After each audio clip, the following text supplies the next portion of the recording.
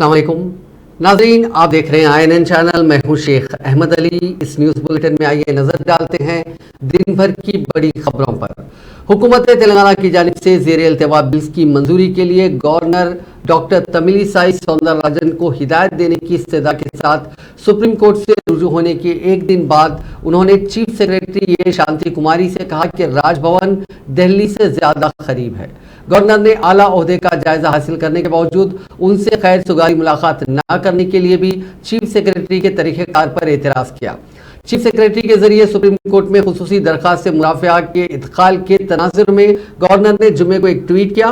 Governor ने अपने tweet में चीफ सेक्रेटरी तेलंगाना को मुखातिब करते हुए कहा कि राजभवन दिल्ली से ज्यादा करीब है। चीफ सेक्रेटरी की हैसियत से ओहदे का जायजा हासिल करने के बाद आपने सरकारी तौर पर राजभवन के दौरे के लिए वक्त नहीं निकाला। कोई प्रोटोकॉल नहीं, कोई खैर सुगाली, हत्ता कि रस्मी मुलाकात भी नहीं की गई। गवर्नर ने कहा कि खातून ओहदेदार के सरकारी दौरे और तबादला ख्याल से मजीद मदद मिल सकती थी, जिसके लिए वो ख्वाह दिखाई दे रही हैं। उन्होंने मजीद कहा कि वो फिर एक मरतबा याद दिलाने के ख्वाह है कि राजभवन दिल्ली से ज्यादा करीब है। शांति कुमारी ने 11 जनवरी को बहैसियत चीफ सेक्रेटरी ओहदे का जायजा हासिल किया। चीफ सेक्रेटरी के जरिए सुप्रीम कोर्ट में खुसूसी दरखास्त से मुराफिया के इत्काल के एक दिन बाद गवर्नर का ये ट्वीट सामने आया। हुकूमत ने सुप्रीम कोर्ट से कहा कि गवर्नर ने 10 बिल्स को अपनी मंजूरी नहीं दी है। अदालत उज़्मा से इस्तदा की गई है कि वो गवर्नर को उनके दस्तूरी तकाज़ों की तकमील के लिए हिदायत करें। खुसूसी दरखास्त से मुराफिया में निशानदही की गई कि सितंबर से राजभवन में 7 बिल ज़ेर इल्तिवा हैं, जबकि 13 फरवरी को असेंबली के बजट सेशन के अख्तिताम के बाद दूसरे 3 बिल्स भी रवाना किए गए। दरखास्त में रिक्वेस्ट की गई है कि गवर्नर की इस ताख़ीर को गैर कानूनी और गैर दस्तूरी करार दिया गया। रियासती हुकूमत ने अपने इस पिटीशन में कहा कि दस्तूर के मुताबिक गवर्नर के लिए बिल्स की मंजूरी जरूरी है और मंजूरी ना देने से लाकानूनियत पैदा हो सकती है। हुकूमत ने जोर देकर कहा कि गवर्नर अगर बिल्स पर उन्हें कोई शुबात है तो वो वजाहत तलब कर सकती हैं, लेकिन उन बिल्स को रोक कर नहीं रखा जा सकता। अगर उनके कोई मसाइल हैं तो उनकी यकसुई की जा सकती है, लेकिन बिल्स को रोकना मुनासिब बात नहीं है। पकवान गैस की कीमत में इजाफे के खिलाफ तेलंगाना में हुक्मरान भारत राष्ट्र समिति ने जुमे को दूसरे दिन भी रियासत भर में एहतजाज किया। वज़रा, अरकान पार्लियामेंट, रियासती अरकान असम्बली और BRS के कायदीन ने मुख्तलिफ मकामात पर एहतजाज की क़यादत की। कारगुजार सदर BRS तारक रामाराव की अपील पर तमाम सियासी हलकों के हेडक्वार्टर्स पर एहतजाज मुनज़्ज़म किए गए। बीजेपी ज़ेर क़यादत हुकूमत के खिलाफ नारेबाजी करते हुए एहतजाजियों ने बैठे रहो एहतजाज किया या फिर रैलियां निकाली। उन्होंने एहतजाज की अलामत के तौर पर लकड़ियों के जरिए पकवान भी किया। हुक्मरान पार्टी ने हैदराबाद में टैंक बंड पर मुजस्समे अम्बेडकर के करीब जबरदस्त एहतजाज मुनज़्ज़म किया। वज़ीर दाखिला मोहम्मद महमूद अली ने मकामी रुकन असम्बली दानम नागिंदर के मुनज़्ज़म करदा एहतजाज में हिस्सा लिया, जिसमें ख़वातीन की बड़ी तादाद ने शिरकत की, जो अपने हाथों में खाली सिलेंडर्स थामे हुए थे।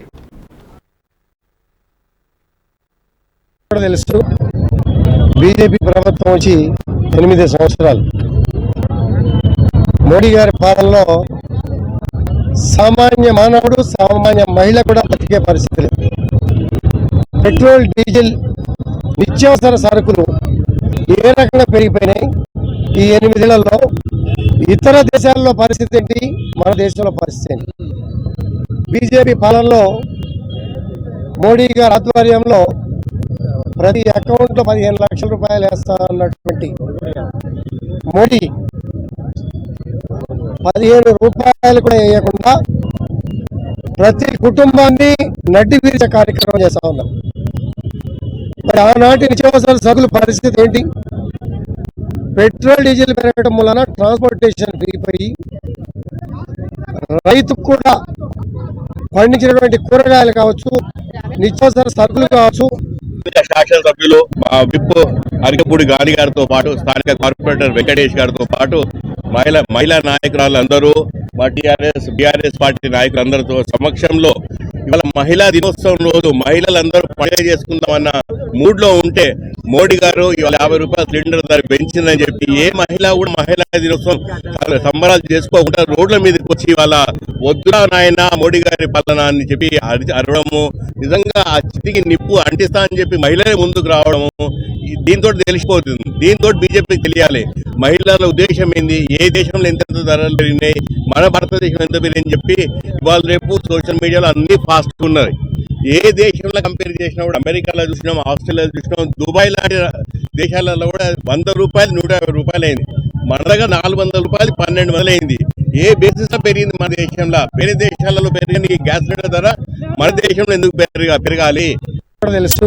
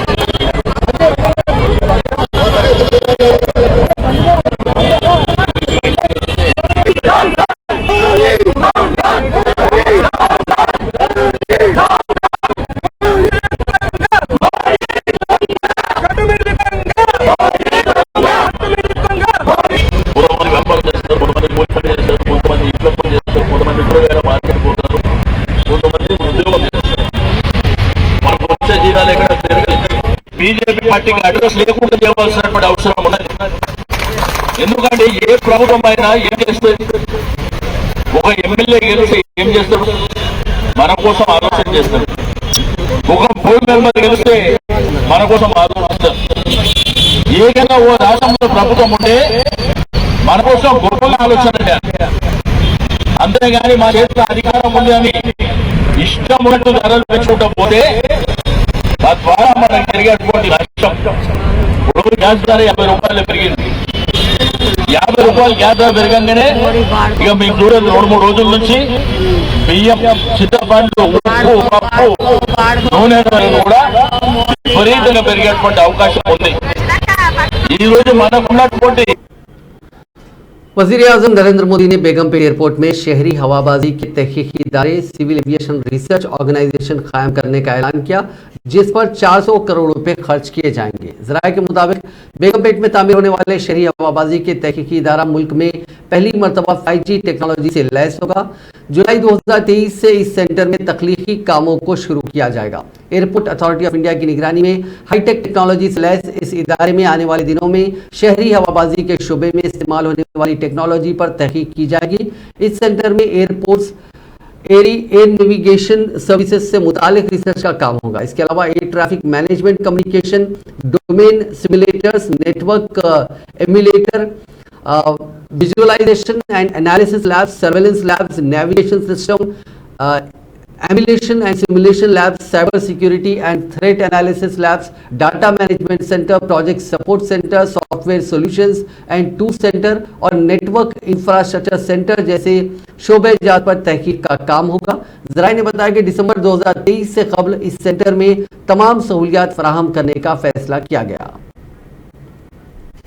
वज़ीर सिविल सप्लाईज गंगुला कमलाकर ने आज पुलिस ओहदेदारों को मशवरा दिया कि वो जुर्म होने के बाद मुजरिम को सजा दिलवाने के बजाय जुर्म को ही होने ना देने पर तवज्जो दें। उन्होंने आज करीमनगर पुलिस कमिश्नरेट में ड्रग्स, ऑनलाइन धोखाधड़ी, home loan app, career guidance पर नौजवानों में शऊर बेदारी मुहिम चलाने के लिए मुनक्किदा एक प्रोग्राम में मेहमान खुसूसी की हैसियत से शिरकत करते हुए इन ख्यालात का इजहार किया। तकरीब से खिताब करते हुए वज़ीर कमलाकर ने कहा कि जराइम पर करीमनगर पुलिस की जानिब से नौजवानों के लिए इस तरह का प्रोग्राम मुनक्किद करना काबिले सताइश है। उन्होंने कहा कि पेशरफ हुकूमतों ने नौजवानों को तालीम से आरास्ता करने के लिए कोई मुनासिब इंतजाम नहीं किया था, जिसकी वजह से कई बच्चे और नौजवान तालीम से दूर हो गए। और आज तेलंगाना की तश्कील के बाद रियासती हुकूमत खानगी तर्ज पर सरकारी स्कूलों में मियारी तालीम फराहम कर रही है, जिससे समाज के हर तबके के तलबा सरकारी स्कूलों में तालीम हासिल कर रहे हैं। वजीर कमलाकर ने कहा कि तेलंगाना की तश्कील से कबल कई नौजवान तालीम से दूर होकर गैर समाजी सरगर्मियों में मुलविस हो गए थे, लेकिन आज वो दिन मुकम्मल तौर पर बदल गए हैं। हामिला खवातीन में एनीमिया की कमी और उन्हें सेहतमंद रखने के लिए गुज़िश्ता साल जिले भोपालपल्ली में तजुर्बाती बुनियाद पर केसिया तग़ज़िया बख्श किट्स की तकसीम का जो मुनफरिद प्रोग्राम शुरू किया गया, उसके हौसला अफजा नताइज सामने आ रहे हैं, जहां कई हामिला खवातीन ने किट्स हासिल करने में अपनी दिलचस्पी जाहिर की। सरकारी दवाखानों में तकरीबन 4000 हामिला खवातीन ने अपने नाम दर्ज करवाए हैं। इन दवाखानों में भोपालपल्ली, चिटियाल के अलावा Mahadevpur community health centre, 13 primary health centre शामिल है, जहां 3931 तग़ज़िया बख्श किट सरबराह किए गए। District medical health officer doctor Shriram ने बताया कि पहले और दूसरे मरहलों में 2228 किट्स की तकसीम अमल में लाई गई और 1643 किट्स की हुनूस तकसीम होनी बाकी है। तेलंगाना सिविल सप्लाईज के चेयरमैन सरदार रविंदर सिंह ने हुकूमत की जानिब से अलॉट करदा चावल को फरोख्त करने वाले राइस मिलर्स के खिलाफ फौजदारी मुकदमा दर्ज करने की ओहदेदारों को हिदायत दी। उन्होंने आज कॉरपोरेशन के मैनेजिंग डायरेक्टर अनिल कुमार के साथ मिलकर एक आला सतही इजलास मुनक्किद किया। इस मौके पर खिताब करते हुए सरदार रविंदर सिंह ने ओहदेदारों को हिदायत दी कि वो राइस मिलर से खरीदी करने वाले चावल के मामले में इंतहाई सख्त रवैया अख्तियार करें। कस्टम मिलिंग राइस यानी CMR में होने वाली ताखीर को खत्म करते हुए जंगी खतूत पर फूड कॉरपोरेशन ऑफ इंडिया को चावल हवाले करने के इक़दाम किए जाएं। उन्होंने कहा कि 25 ओहदेदारों पर मुश्तमिल विजिलेंस एंड एनफोर्समेंट और सिविल सप्लाईज के ओहदेदारों की एक टीम इस सिलसिले में नजर रखेगी। तेलंगाना कानून साज काउंसिल के टीचर हलके हैदराबाद रंगारेड्डी महबूब नगर की एक सीट पर 13 मार्च को होने वाली पोलिंग के तमाम इंतजाम मुकम्मल कर लिए गए हैं। Hyderabad district election authority officer ने यह बात बताई। उन्होंने कहा कि पोलिंग के लिए 12 फ्लाइंग स्क्वाड का तखर्रुर किया गया। 3 मुत्तहिदा अजला में मजमूई तौर पर 27,720 टीचर्स अपने हक़ रायदही से इस्तेफादा करेंगे। 3 अजला में 137 पोलिंग सेंटर्स कायम किए गए। वोटों की गिनती और नताइज 16 मार्च को इनका ऐलान किया जाएगा।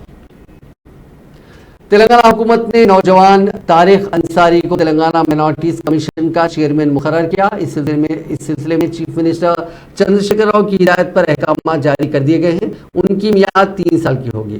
तारिक अंसारी ने आज शाम प्रगति भवन में चीफ मिनिस्टर चंद्रशेखर राव से मुलाकात करते हुए चेयरमैन का तकर्रुरनामा हासिल किया। बताया जाता है कि तारिक अंसारी का ताल्लुक निजामाबाद शहर से है और वो अलहदा रियासत तेलंगाना की तहरीक में बढ़ चढ़कर हिस्सा लिया था। तेलंगाना प्रदेश कांग्रेस कमेटी के सदर रेवंत रेड्डी की भारत जोड़ो यात्रा आज करीमनगर में दाखिल हो चुकी है। आज करीमनगर में बड़े पैमाने पर इस यात्रा का एहतमाम किया गया। इस यात्रा में AICC के इंचार्ज मानिकराव ठाकुर और दीगर सीनियर कायदीन ने भी शिरकत की। इस यात्रा को खिताब करते हुए मानिकराव ठाकरे ने रियासती हुकूमत को शदीद तनकीद का निशाना बनाया। बहनों और युवा साथियों, आज तक लगातार हमारे अध्यक्ष 20 दिन से आपके बीच आपके समस्याएं छुड़ाने के लिए और जिस तरीके से स्टेट और सेंट्रल गवर्नमेंट की तरफ से बीजेपी की और केसीआर की तरफ से जो अन्याय अत्याचार गरीब जनता पे हो रहा है, उसको समाप्त करने के लिए आपके पीछे खड़ा रहने के लिए रेवंत रेड्डी जी लगातार 20 दिन से ये यात्रा पूरे राज्य में निकाल रही है। हमारे नेता राहुल जी गांधी इन्होंने भारत जोड़ो यात्रा निकाली थी और भारत जोड़ो यात्रा में उन्होंने एक ही कहा था कि इस देश की जनता को जो बेरोजगार युवा है उनको शासकीय नौकरी मिलनी चाहिए, ये राहुल गांधी जी ने कहा था। और दूसरी बात उन्होंने की थी, जो महंगाई बढ़ी है वो महंगाई कम होना चाहिए और जो हमारे धर्म के नाम से लड़ाने की कोशिश की जा रही है उसको खत्म करना चाहिए, भाईचारा बना के रखना चाहिए, ये संदेश राहुल जी गांधी ने हमें दिया था। और इसी को आगे बढ़ाते हुए हमारे अध्यक्ष रेवंत रेड्डी जी, सभी कांग्रेस के कार्यकर्ता लगातार हाथ से हाथ जोड़ो कार्यक्रम घर घर तक पहुंचाने की कोशिश कर रहे हैं। इसके पीछे आप बारीक देखेंगे कि आपके पीछे खड़ा होने की ताकत से कि आपके ऊपर जो अन्याय होगा उसको अन्याय को दूर करने के लिए हम आपके पीछे हैं, ये बताने के लिए रेवंत रेड्डी जी यहां पर आपके सामने आए हुए हैं। पूनम तवाकर जी ने जिस तरह के क्षेत्र के लिए काम किया है, तेलंगाना ने बनाने के लिए योगदान दिया है, आप सभी जानते हैं कि उन्होंने जिस तरीके से बड़ी तादाद में यहां के डेवलपमेंट के लिए काम किया है तो आप कभी भूल नहीं सकते। जो उनके भाषण के वक्त मैंने सुना कि बड़े उत्साह के साथ तेलंगाना कांग्रेस कायदीन ने जुम्मे को आम पर जोर दिया कि वो रियासत में चीफ मिनिस्टर चंद्रशेखर राव की आमिराना हुक्मरानी का खात्मा करें ताकि कांग्रेस पार्टी को अगले इंतखाबात में इख्तिदार में लाया जाए। कांग्रेस कायदीन हाथ से हाथ जोड़ो यात्रा में हिस्सा लेने के बाद एक इजलास से खिताब कर रहे थे, जिसका एहतमाम AICC प्रोग्राम्स इम्प्लीमेंटेशन कमेटी के चेयरमैन ए महेश्वर रेड्डी ने निर्मल जिले के भैंसा में किया था। ये पदयात्रा शिवाजी चौक से शुरू हुई और भैंसा के अंबेडकर मुजस्मे पर खत्म हुई, जिसमें सैकड़ों लोग शामिल हुए और हजारों की तादाद में यात्रा के रास्ते पर कतारें लगाकर खड़े थे। सीनियर कायदीन बशमूल नलगुंडा के रुकन पार्लियामेंट कैप्टन उत्तम कुमार रेड्डी, CLP लीडर भट्टी विक्रमार्का, साबिक डिप्टी CM दामोदर राज नरसिम्हा, MLC जीवन रेड्डी, MLA श्रीधर बाबू और दीगर सीनियर कायदीन ने इस प्रोग्राम में हिस्सा लिया। कॉर्नर मीटिंग से खिताब करते हुए महेश्वर रेड्डी ने कहा कि AICC की हिदायत के मुताबिक तेलंगाना के तमाम असेंबली हलकों में हाथ से हाथ जोड़ो यात्रा का इनेकाद किया जा रहा है।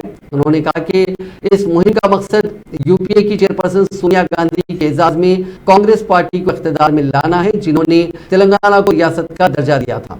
महेश्वर रेड्डी ने समाज के तमाम तबकात और तमाम शोबों बिलखुसूस तालीम और सेहत की फलाह बहबूद को नजरअंदाज करने पर KCR हुकूमत पर तनकीद की। उन्होंने कहा कि KCR ने तेलंगाना को एक फाजिल रियासत से तब्दील कर दिया और रियासत आज 5 लाख करोड़ से ज्यादा के कर्जे में है।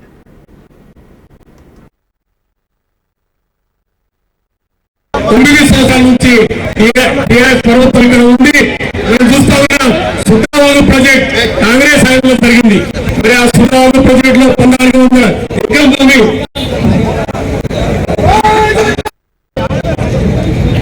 హాస్య ఆటోడు కార్యక్రమానికి పైసా వచ్చి ఈ కార్యక్రమాన్ని ప్రారంభించి మరి ఆశీర్వదించేందుకు ఈ స్టేజ్ మీద ఉన్నటువంటి సీనియర్ నాయకులందరూ కూడా పేరు పేరున ధన్యవాదాలు చేస్తా ఉన్నాను।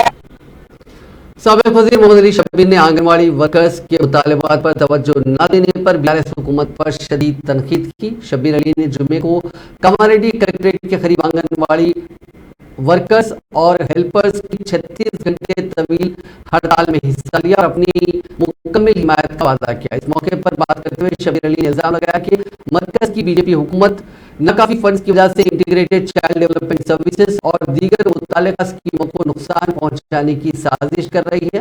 उन्होंने अपनी तशवीश का इज़हार किया कि BRS हुकूमत ने मरकजी हुकूमत के इक़दाम पर एतराज़ नहीं किया, जिससे आंगनवाड़ी वर्कर्स के रोजगार को नुकसान पहुंच सकता है। शब्बीर अली ने यह भी निशानदेही की कि रियासती हुकूमत आंगनवाड़ी मुलाजिमीन को ग्रेचुइटी की अदायगी से मुतालिक सुप्रीम कोर्ट के फैसले पर अमल नहीं कर रही है।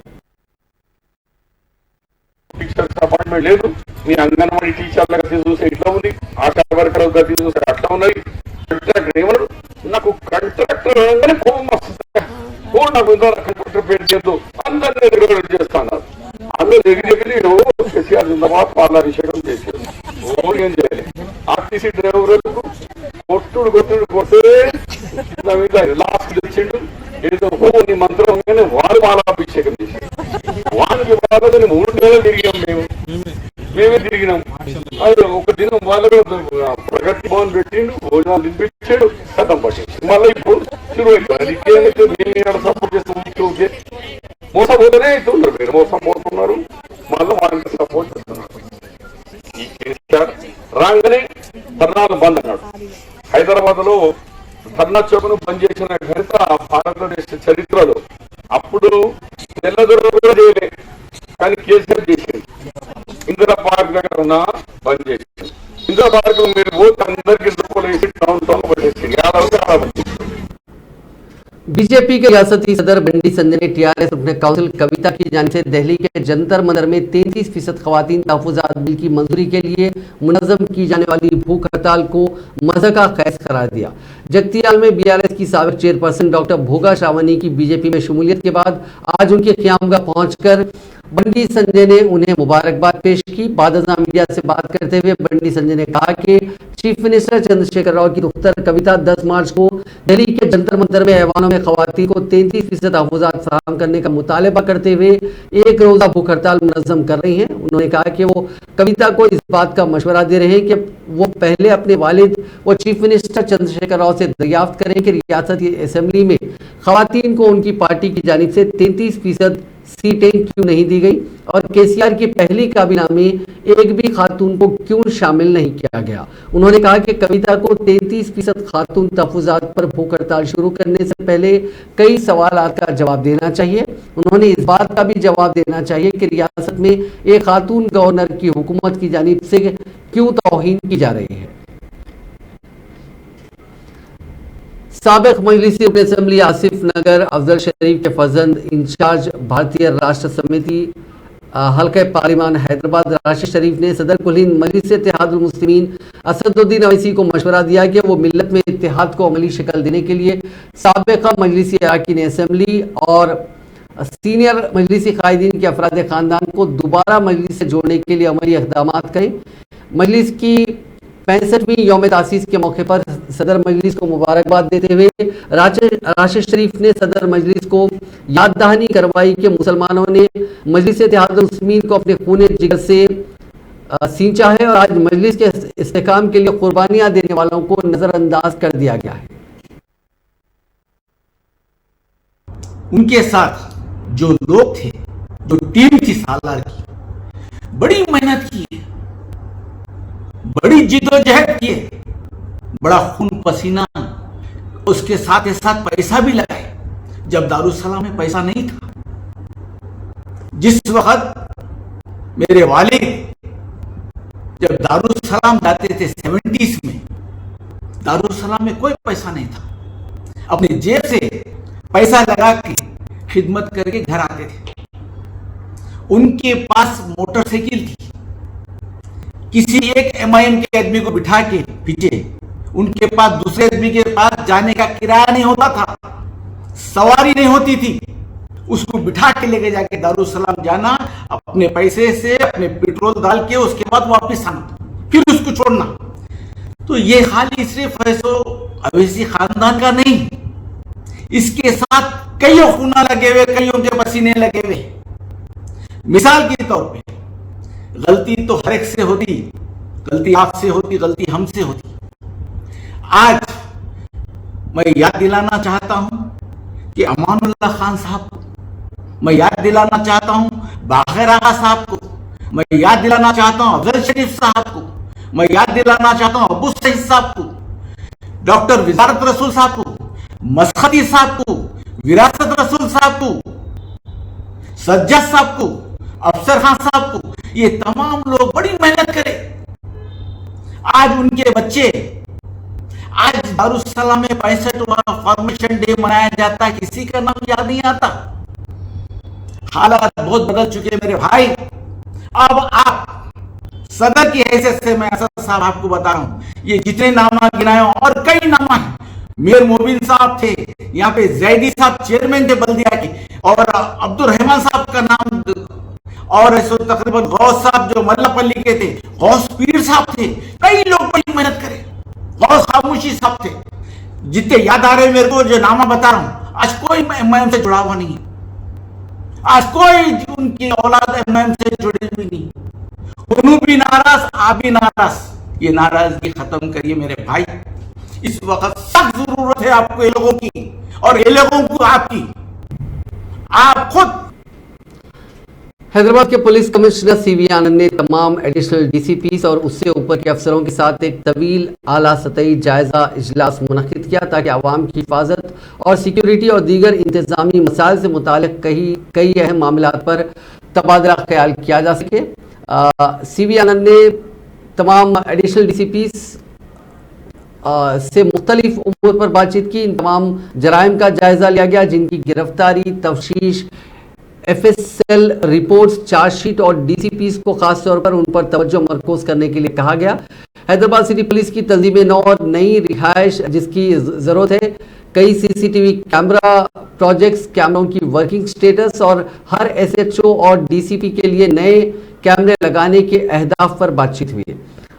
Drones and camera maintenance organisation के नाम से एक नया विंग अब तमाम सीसीटीवी कैमरा और ड्रोन की मरम्मत प्रोजेक्ट्स अमल दरामद से निपटने के लिए कायम किया गया है, जिसकी सरबराही एक एडिशनल डीसीपी रैंक के ऑफिसर करेंगे। मजीद 4 झैली हिस्सों में से तकसीम किया गया है। इसके अलावा सिटी पुलिस से जुड़े हुए मुख्तलिफ उमूर पर बातचीत की। सीवी आनंद ने ऑनलाइन तफरीही लाइसेंस के निज़ाम पर इत्मीनान का इजहार किया। उन्होंने कहा कि गुज़िश्ता चंद हफ्तों में 1183 से ज़्यादा दरखास्तें वसूल हुई हैं। इसके अलावा एक और प्रोग्राम फिट कॉप को लेकर भी बातचीत की गई। त्योहारों से पहले होली, शब बारात, रमजान, श्री राम नवमी और हनुमान जयंती में इंतजामात को लेकर भी सीनियर अफसरान से सीवी आनंद ने बातचीत की। जेएचएमसी की मेयर जी विजय लक्ष्मी ने सभी खवातीन से अपील की है कि वो यौम खवातीन के मौके पर जो कि 8 मार्च को मुनक्किद होगा ग्रीन इंडिया चैलेंज में हिस्सा लें। आज उन्होंने इस सिलसिले में एक पोस्टर जारी किया। స్త్రీ అంటే ఆది పరాశక్తి అని అందరికీ తెలుసు. స్త్రీ తలుచుకుంటే ఏదైనా చేయగలదు, ఏదైనా సాధించగలదు. మన గౌరవ ముఖ్యమంత్రి మానస పుత్రిక అయిన హరితహారం యావత్ తెలంగాణ అంతటా పచ్చదనం నింపడం కేసీఆర్ గారి లక్ష్యం. అలాంటి లక్ష్య సాధనలో భాగంగా వరల్డ్ గ్రీన్ సిటీ అవార్డు సాధించుకోవడం ఎంతో గర్వకారణం. మన యంగ్ డైనమిక్ లీడర్ కేటీఆర్ గారి మార్గదర్శకత్వంలో పలు అభివృద్ధి కార్యక్రమాలతో పాటు పచ్చదనానికి ఎక్కువ ప్రాధాన్యత ఇచ్చే దిశగా వెళ్తున్నాము. మన భావి తరాల బాగు కోసం ప్రతి ఒక్క మహిళా దినోత్సవ సందర్భంగా పెద్ద हैदराबाद में आवारा कुत्तों के बच्चों पर हमले जारी हैं। 4 रोज कबल नाचाराम में एक बच्चा जख्मी हुआ था। अब एक और बच्चा गुज़िश्ता रोज किसी और इलाके में जख्मी हुआ है। ये बच्चा खेल रहा था, उस वक्त स्ट्रीट डॉग्स ने उस पर हमला किया, जिसके नतीजे में उस लड़के को खराशें आई और खून बह गया।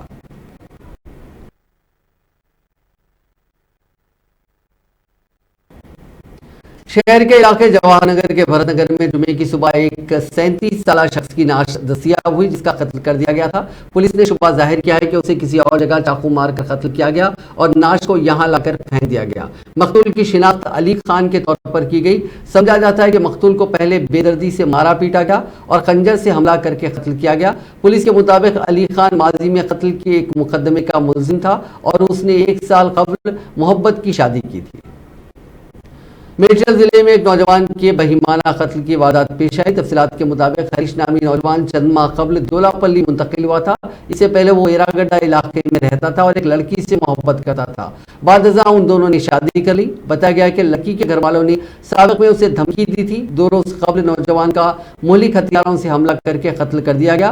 कल उसकी शिनाख्त हुई। मालूम है कि नौजवान ने जिस लड़की से शादी की उन दोनों का ताल्लुक अलग अलग मजहब से है।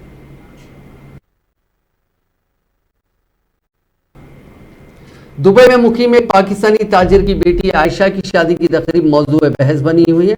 इस ताजिर ने अपनी लख्त जिगर को सोने में तोला। रिपोर्ट्स के मुताबिक दुल्हन का वजन 69 किलोग्राम था। चुनाचे उसके वजन के बराबर सोने की ईंटें लाई गई और तराजू में एक तरफ दुल्हन को बिठाया गया तो दूसरी तरफ सोने की ईंटें रखी गई और दुल्हन को तोला गया। दुल्हन को सोने में तोलने का वीडियो और तस्वीर सोशल मीडिया पर तेजी के साथ वायरल हो गई। इंटरनेट सारिफीन तरह तरह का रद्द-ए-अमल जाहिर कर रहे हैं। लोगों का कहना है कि जहेज में इतना सोना देने के बजाय बेहतर होता है कि ज़लज़ले के मुतासिरीन की मदद की जाती। ज्यादातर जनूबी एशिया में शादियों की तकारीब में शान और शौकत पर बहुत ज्यादा रकम खर्च की जाती है, हत्ता कि बाद लोग पूरी उम्र भर की जमा पूंजी लगा देते हैं। हालांकि शादी गुज़िश्ता माह हुई, लेकिन अब इसका वीडियो सोशल मीडिया पर गश्त कर रहा है। सोशल मीडिया पर वायरल होने वाली वीडियो में देखा जा सकता है कि शादी की इस खास तकरीब को मुगल बादशाह जोधा अकबर पर मबनी फिल्म की थीम पर मुनक्किद किया गया था।